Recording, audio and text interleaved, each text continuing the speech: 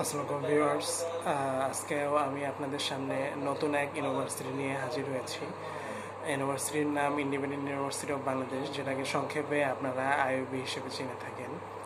Independent university of Bangladesh এটা 1993-তে established হয়। এর প্রথম ক্যাম্পাসটা ছিল আপনার বনানীতে। দেন এটা বসুন্ধরা রেসিডেন্সিয়াল এরিয়াতে স্থানান্তরিত হয় যমুনা ফিউচার পার্কের অপোজিটে।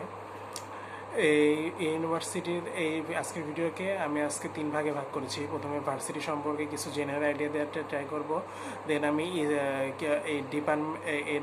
এর ফ্যাসিলিটিস সম্পর্কে কিছু বলার চেষ্টা করব। দেন আমি টিউশন ফি সম্পর্কে কিছু আইডিয়া নেওয়ার চেষ্টা করব। ইন্ডিপেন্ডেন্ট ইউনিভার্সিটিতে আপনার 5টা স্কুল রয়েছে, আপনার ডিপার্টমেন্ট রয়েছে 26টা। এখানে 5টি স্কুলের মধ্যে স্কুল অফ বিজনেসে আপনার এখানে ফিন্যান্স, অ্যাকাউন্টিং, মার্কেটিং, ম্যানেজমেন্ট, তারপরে human resource management, international business system management, তারপরে এই ডিপার্টমেন্টগুলো রয়েছে আপনার। দেন আমি আসছি স্কুল অফ ইঞ্জিনিয়ারিং। এই স্কুল অফ ইঞ্জিনিয়ারিংয়ে আপনার সিএসসি, ত্রিপলি, টেলিকমিউনিকেশন ইঞ্জিনিয়ারিং, তারপরে আপনার কম্পিউটার সায়েন্স, তারপরে আপনার ফিজিক্স অ্যান্ড ম্যাথ, এই পিওর সাবজেক্টগুলো রয়েছে। তারপরে আমি আসছি স্কুল অফ লাইফ সায়েন্সে আপনার environmental science, biochemistry and microbiology, এই তিনটা সাবজেক্ট রয়েছে। আর স্কুল অফ ফার্মেসিতে যে আপনার একটা সাবজেক্টই ফার্মেসি ডিপার্টমেন্ট রয়েছে। আপনার স্কুল অফ সোশ্যাল সায়েন্সে আপনার ল, অ্যানথ্রোপোলজি, সোশিওলজি, তারপরে মিডিয়া কমিউনিকেশন, এই সাবজেক্টগুলো রয়েছে। তো আমি এখন সাবজেক্ট সম্পর্কে আইডিয়াতে ট্রাই করলাম। এখন আমি চলে যাচ্ছি এর student, total number of student. এখানে 20K এর মতো স্টুডেন্ট রয়েছে, হিউজ নাম্বার যদি অন্য প্রাইভেট ইউনিভার্সিটিতে মানে কম্প্যারিজন করি। টিচারও আপনার 500 রয়েছে। আইওয়ের টিচারের অনেক কোয়ালিফাইড, দেখা গেছে সব ডিপার্টমেন্টই আপনার পিএইচডি হোল্ডার। তারপরে যা এখানে অ্যাসিস্ট্যান্ট প্রফেসর যারা আছে তারা সবাই অ্যাসিস্ট্যান্ট প্রফেসর, অ্যাসোসিয়েট প্রফেসর সবাই পিএইচডি হোল্ডার। দেন লেকচারার যারা আছে তাদেরও মাস্টার্স, দেখা গেছে কি বাইরে ফরেন কান্ট্রি থেকে ডিগ্রি নেয়া। আপনার এখানে অনেক ভিজিটিং প্রফেসর আসে বাইরের দেশ থেকে পার্ট টাইম ক্লাস নেওয়ার জন্যে। আইইউবিতে একটা 3 ক্রেডিটের একটা কোর্স রয়েছে, যেখানে আপনি মানে রুরাল এরিয়াতে যে ওইখানকার সোশিওলজি, এটা সাবজেক্টের মধ্যেই ওইখানকার কালচার, তারপরে হিস্টোরি, ওইসব মানে এগুলো সম্পর্কে একটু ডিটেলস আইডিয়া মানে প্র্যাকটিক্যালি মানে গেইন করতে পারবেন। এখানে আপনার আইইউবিতে অনেক রিসার্চের উপর তারা এমফাসাইজ করে। আমি দেখলাম এক শিক্ষাবর্ষে তাদের প্রায় 7 crore কাছাকাছি তাদের মানে ফান্ড ছিল রিসার্চের জন্যে। এখানে আপনার 10টা রিসার্চ সেন্টার রয়েছে, আপনার astronomy research centre, climate research change research centre, তারপরে data science research centre, robotics research centre, তারপরে English language research centre, social science research centre. তারপরে এখানে আপনার একটা ইনস্টিটিউট রয়েছে এই ইউনিভার্সিটিতে, যেখানে আপনি কোরিয়ান ল্যাঙ্গুয়েজ শিখতে পারবেন। তাদের কোরিয়ান একটা ভার্সিটির সাথে আপনার কোলাবোরেশন করে তারা এই কোর্সটা চালু রাখছে। দেন আমি আসছি এর ফ্যাসিলিটিস সম্পর্কে। ইউনিভার্সিটিতে আপনার লাইব্রেরি অনেক এনরিচড। এখানে আপনার 30,000 আপনার প্রিন্টেড বুক, 25,000 অনলাইন জার্নাল, 2.5 লাখের মতো ই বুক রয়েছে।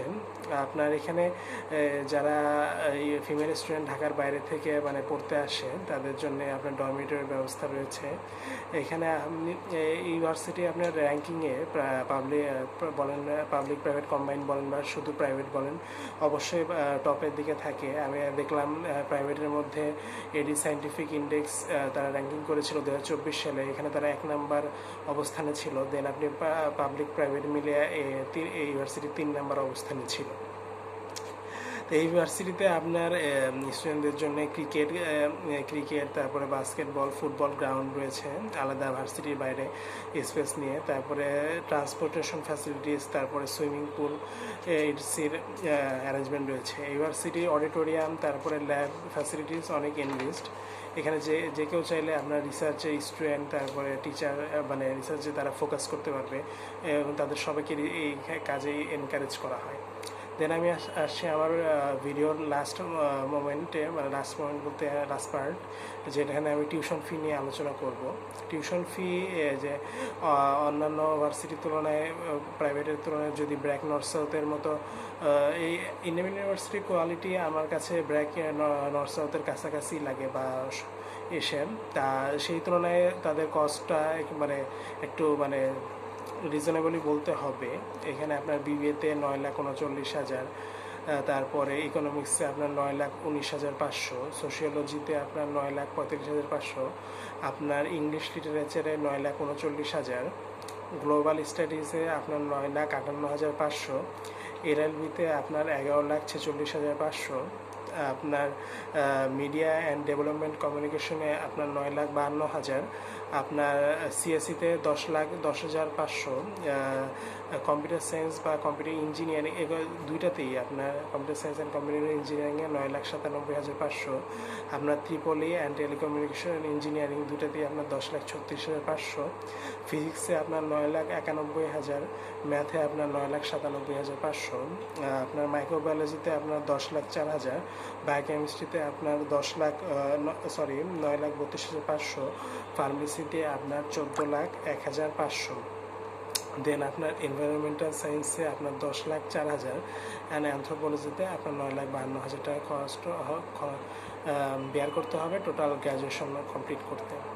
তো এই ছিল আজকের ভিডিও ইন্ডিয়ান ইউনিভার্সিটি সম্পর্কে বলা। ইউনিভার্সিটিতে এডুকেশন কোয়ালিটি অনেক এনরিচড, যে কেউ চাইলে এখানে পড়তে পারে, কোয়ালিটি অনেক।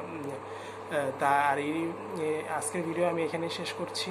তা শেষ করার আগে একটা কথা বলে দিতে চাই, আমার ইউটিউব চ্যানেলে আপনারা অন্যান্য পাবলিক ইউনিভার্সিটি, আমি প্রায় 15 থেকে 20টা পাবলিক ইউনিভার্সিটি সম্পর্কে আইডিয়া শেয়ার করার ট্রাই করেছি, সেটা চাইলে একটু ঘুরে দেখে আসতে পারেন। সামনের দিন নতুন কোনো এক ভার্সিটি নিয়ে হাজির হব, প্রাইভেট ইউনিভার্সিটি। সেই পর্যন্ত সবাই সুস্থ থাকেন, ভালো থাকেন। আসসালামু আলাইকুম।